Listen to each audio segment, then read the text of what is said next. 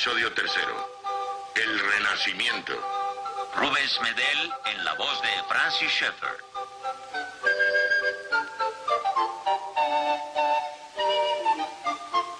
Ahora hablaremos del Renacimiento. Es uno de los grandes períodos de la historia del hombre.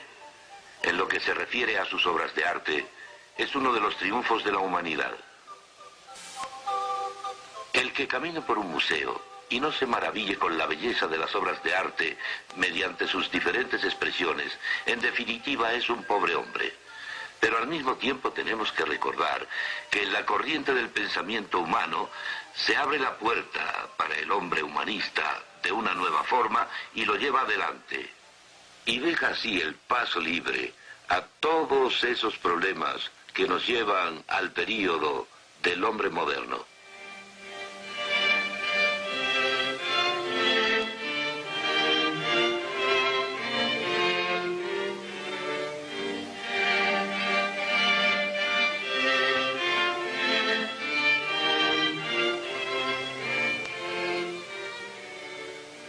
A través de la historia, los artistas han hecho dos cosas, han reflejado su cultura, muchas veces con más exactitud que los escritores y también que los filósofos. Y segundo, prepararon el camino para el siguiente paso aportado por la cultura, por lo que a veces son profetas, pero siempre están exhibiendo obras de la cultura de su época. El cambio producido con el Renacimiento puede claramente observarse en el arte. Hasta entonces, la pintura florentina había sido como el arte bizantino, pero menos pulido, sin gracia y sin profundidad. La gente no era representada en forma realista.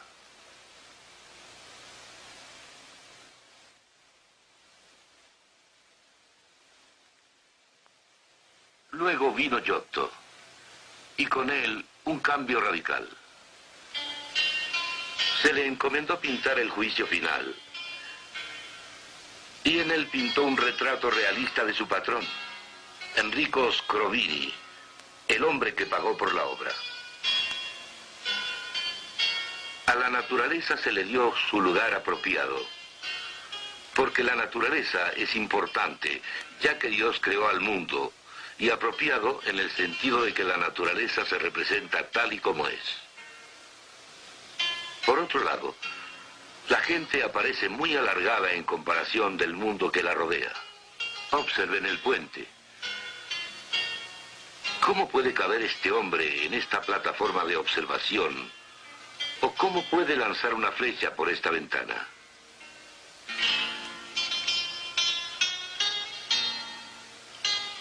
El mismo hombre que pintó esto diseñó el bello campanario, el campanile, junto a la Catedral de Florencia, un pintor que crea edificios.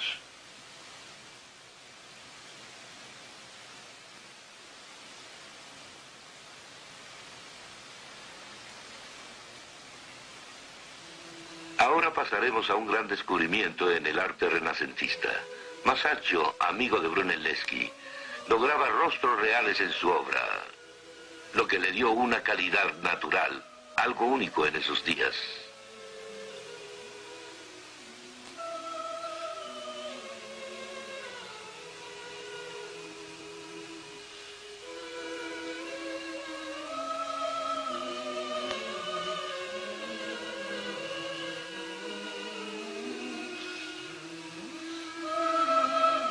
Los pintores que precedieron a Masaccio, incluyendo a su maestro Masolino, pintaron sus figuras como si estuvieran de puntas. Masaccio representó los pies bien puestos en el suelo.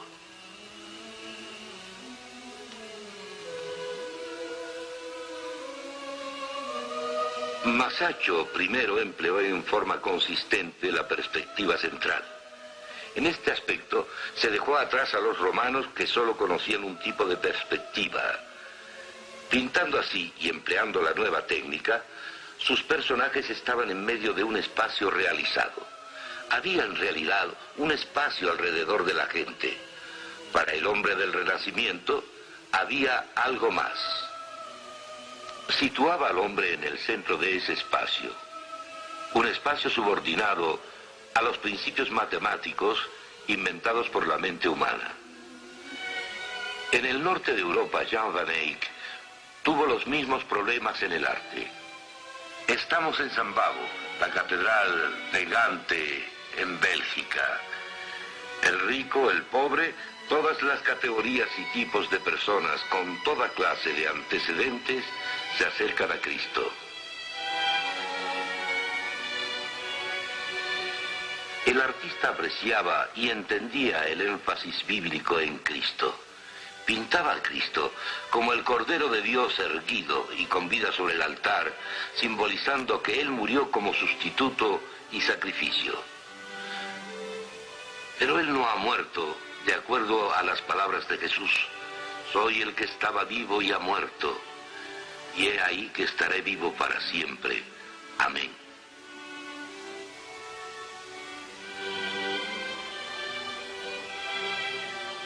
Van Eyck dominó la luz y el aire y fue el primer gran maestro de la pintura paisajista.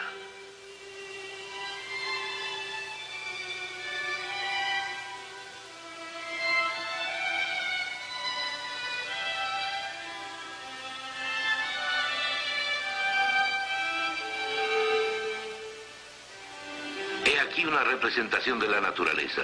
La naturaleza tiene su lugar apropiado en el mundo que Dios ha formado. Los escritores escribían tal como los pintores pintaban. Dante, en cuya casa me encuentro en Florencia, es un ejemplo ideal de esto. Su obra fue genial en un grado máximo. Y el buen maestro, al contemplar la procesión, dijo: mirad ahí esa gran sombra que se acerca. No parece derramar ninguna lágrima a pesar de su dolor. ¿Qué aspecto tan majestuoso conserva aún en el infierno? Ese es Jasón, que con su valor y su destreza efectuó el robo en Colquide. Le dio más importancia a la naturaleza, pero siguiendo la influencia de Tomás de Aquino, el mundo cristiano y el clásico se mezclaron. En su Divina Comedia, los grandes pecadores eran Judas, que vendió a Jesús, y Bruto y Casio, que conspiraron contra César. En su propia vida, el problema de las cosas individuales contra significado y valores se demostró claramente. Amaba a Beatriz, a quien en realidad solo vio un par de veces en su vida, y consideraba su amor como el ideal romántico. Al ver su rostro, siempre tan hermoso, el amor difunde una dulzura perfecta sobre mí. Pero se casó con otra mujer, a quien jamás mencionó en su poesía. Ella se dedicaba a cuidar a sus hijos y a cocinar. Aunque los escritores de aquel tiempo entendían que el amor sensual requería del espiritual, que debía ser más que una mera respuesta física del momento pasajero, sin embargo dejaban que esto se dividiera en dos partes: el amor físico y el idealizado amor espiritual. Dante y los escritores de su época tenían dos opiniones del amor. Una, el idealizado amor espiritual dirigido hacia un espectro incorpóreo, y la otra, la abnegada mujer que se ocupaba del hogar y compartía su cama. Esto no producía belleza, sino fealdad.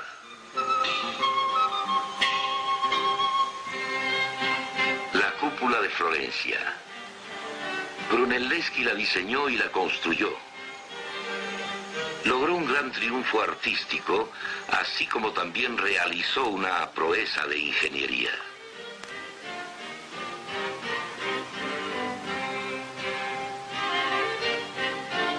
Lo que es en verdad sorprendente es que Brunelleschi tenía habilidad no como arquitecto, sino como orfebre. Este edificio que ahora observan, el orfanatorio, también fue diseñado por Brunelleschi y fue la primera construcción renacentista.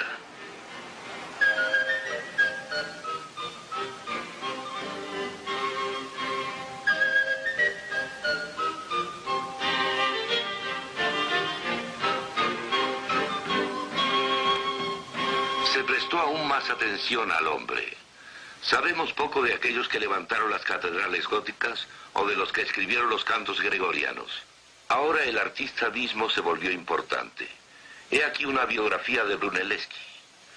Algunos de sus contemporáneos escribieron autobiografías y empezaron a realizarse esculturas, retratos y también autorretratos de los artistas. A principios del Renacimiento todo era diferente. La naturaleza tenía su lugar apropiado, el hombre estaba en su sitio apropiado y podía haber sido precioso. Pero en un cierto punto, a lo largo del Renacimiento, las escalas cambiaron y el hombre mismo se colocó en el centro por completo, dejando libre el camino a toda la destructiva fuerza del humanismo que siguió a lo largo de la Ilustración y aún hasta nuestros días.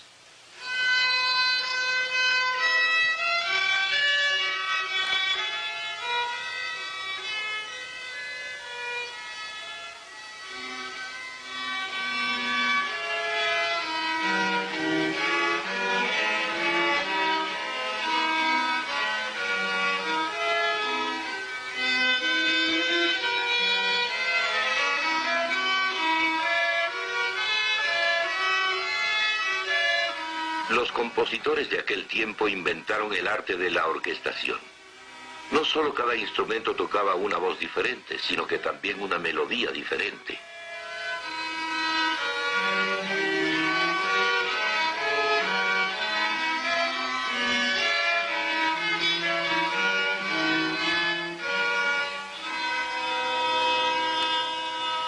El norte influyó al sur tanto en la pintura como en la música. Los instrumentos de cuerda del Renacimiento se fabricaron en juegos para que el timbre fuera uniforme desde el bajo hasta el instrumento soprano.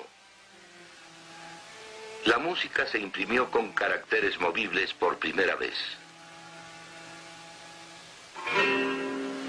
Este es el laúd, el instrumento para solo más popular del Renacimiento. El sacabuche era nuestro trombón. La viola antigua, ancestro de nuestra viola. El corno renacentista y la espineta. Hasta este momento todo podía haber ocurrido en una de dos formas. Podía haber habido un énfasis en gente verdadera, viviente en un mundo real que Dios había creado, en donde todas las cosas individuales tenían importancia, porque Dios había creado el mundo. O el humanismo pudo haberse implantado, con su énfasis, en lo individual como algo autónomo. Pero la suerte estaba echada. El hombre se fue haciendo cada vez más independiente.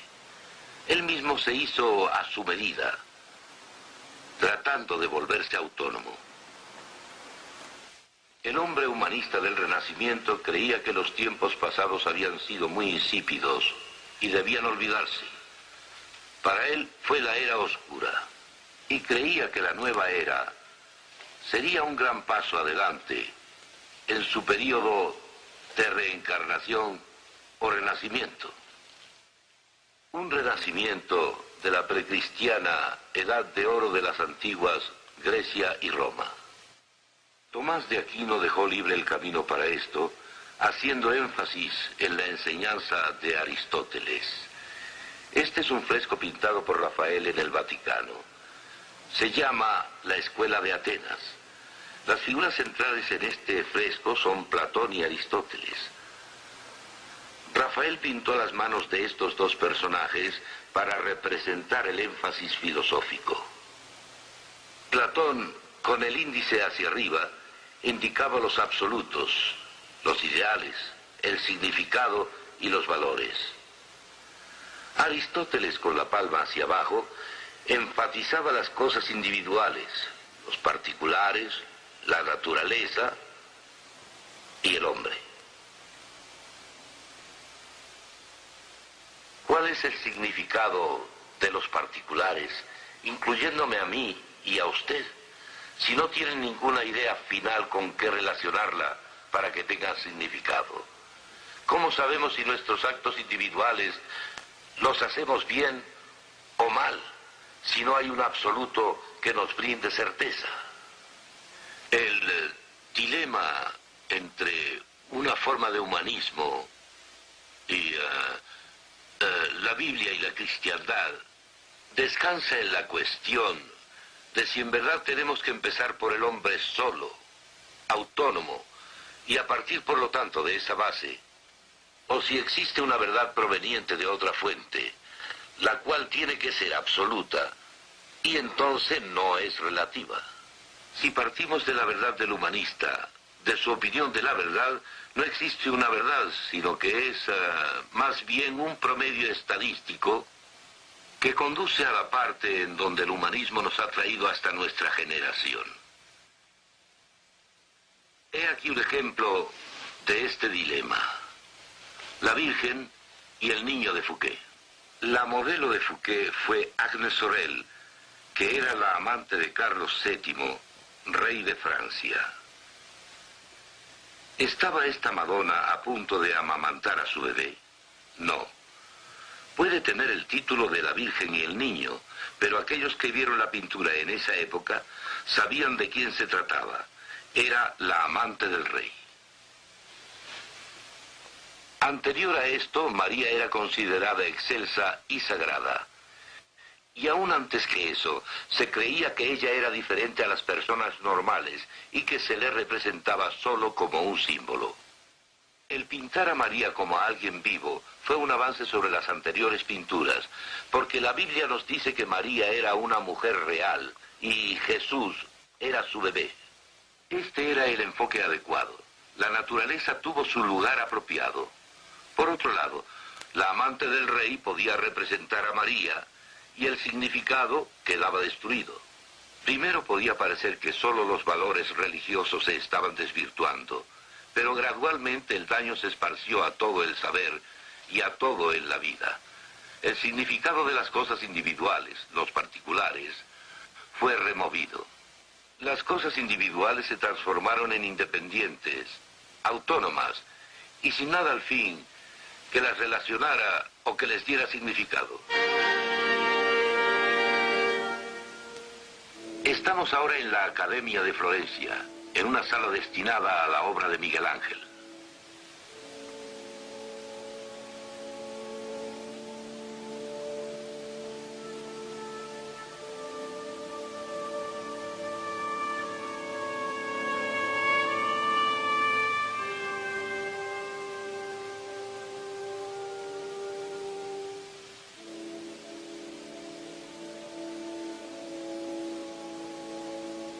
En ambos lados observamos las estatuas de Miguel Ángel llamadas Los Cautivos.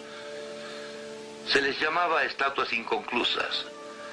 Ahora los eruditos concuerdan en que las dejó así para que la gente dijera lo que Miguel Ángel quería. El hombre está desprendiéndose de la roca. La humanidad saldrá victoriosa.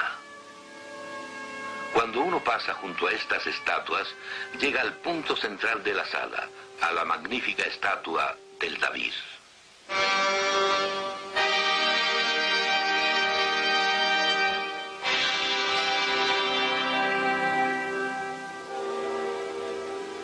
De una pieza defectuosa de mármol, Miguel Ángel, con todo su genio, esculpió su David, una pieza de arte casi sin rival en el mundo.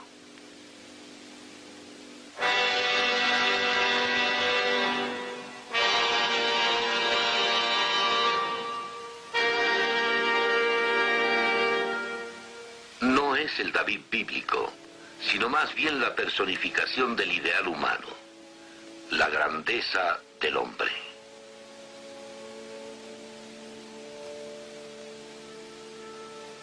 Hacia el final de su vida, Miguel Ángel se dio cuenta de que el humanismo no era suficiente. No había y no hay hombre como David.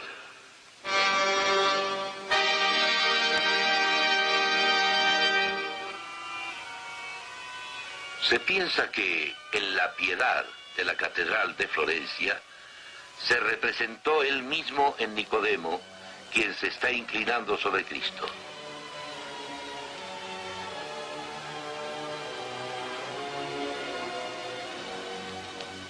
La fuerza del humanismo se debilitó, si no es que se ausentó.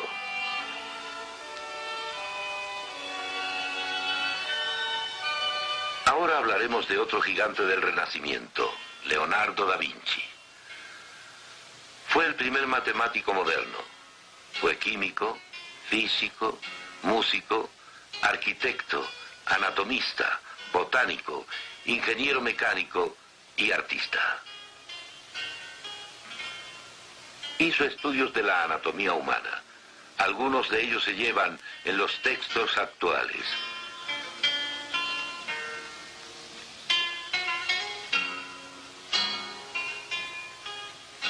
Fue el prototipo del hombre del Renacimiento. Podía hacer casi todo y lo hacía bien.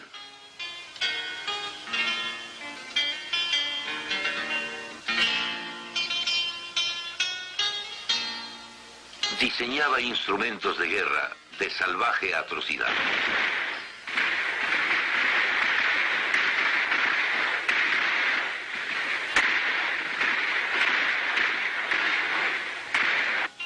Diseñó los veleros.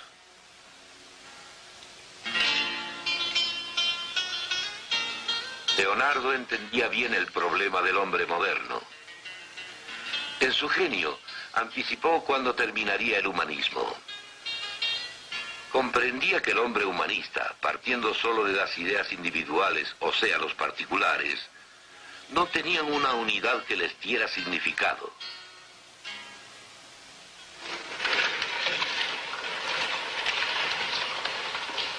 Entendía que empezando en forma humanista, con las matemáticas, uno se queda con ideas individuales, y al tener solo ideas individuales, jamás se puede llegar a universales o al significado. Por el contrario, queda a merced de la mecánica.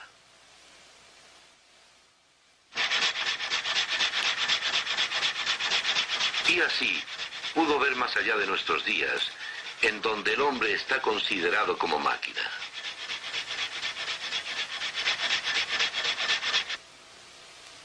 Después Leonardo pensó que tal vez el pintor, el hombre sensible, llegaría al significado, por lo que trató y trató de representar al alma.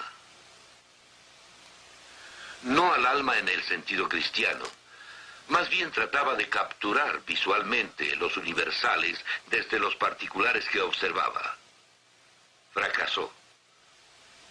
Volvemos a la escuela de Atenas de Rafael.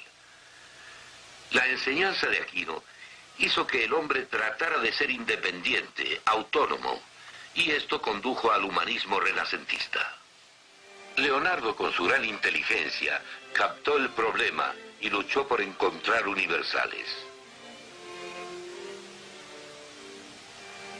Leonardo y todos los humanistas estaban seguros de que el hombre, partiendo de sí mismo, podría resolver cualquier problema.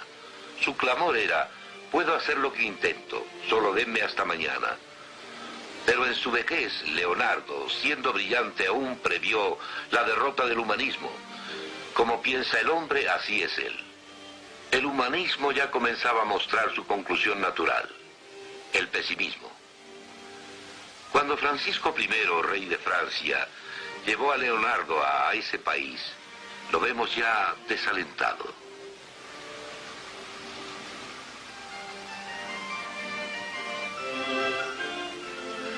Aquel que no logre captar la belleza del Renacimiento al caminar por Florencia, creo que es un pobre hombre. Me fascina ir a Florencia y pasear por los museos o caminar por las calles, pero por otro lado, el que solo vea la belleza y la gloria del Renacimiento, en donde el hombre mismo se volvía cada vez más autónomo y no capta este quebranto, tampoco entiende el Renacimiento. El humanismo sin duda termina en la desesperación.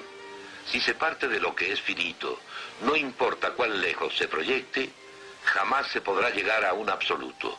Jamás. En la luz del dilema humanista, solo existe una solución real: reconocer este libro como verdad, volver a la Biblia no solo como a un libro religioso abstracto, sino como verdad. Ella no cambia. Habla de la cultura de ese día en particular. Jamás pasa de moda. Habla de los temas del momento, y aún así parten de una sola base: de la existencia del infinito y personal Dios, quien ha hablado, y luego para la propia necesidad humana, Cristo muere para redimirnos.